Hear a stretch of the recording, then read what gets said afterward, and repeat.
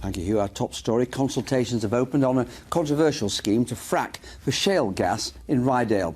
Today, Third Energy was told more information was needed before their planning application could be submitted.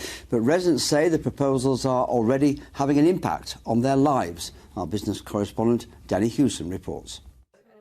There have been lots of coffee mornings like this in the last couple of weeks, but then the residents of Kirby Misperton have had a lot to talk about.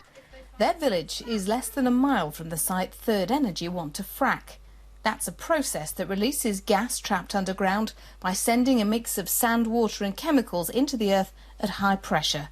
The government believes it can help bolster our energy supply, but there are concerns about its safety, not least among locals here.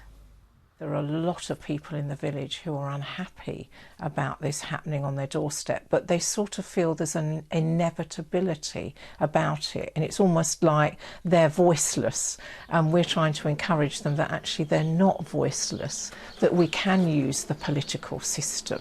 There are people in the village who support the plans, but by far the loudest voices are those against, with noise one of the key areas of concern. The drilling, according to Third Energy's consultation brochure, says it will be 90 decibels. That's about equivalent to a nightclub. And when they were drilling the well in the first place, I could hear it. It was intrusive. The worst thing about it wasn't its volume, it was the frequency of the noise. It was like somebody dragging their fingernails down a blackboard. It was a screeching. Like most mums, Joanne's main concern is for the future. She questions why some places like New York have banned fracking until more research is done into potential health risks, concerns shared by one local GP. We should just pause and we should just wait and check the science. And I don't see that we should use Ryedale as a giant experiment to see if you can frack cleanly. All opinions will now be considered as part of a public consultation. Danny Hewson, BBC Look North, Kirby Misperton.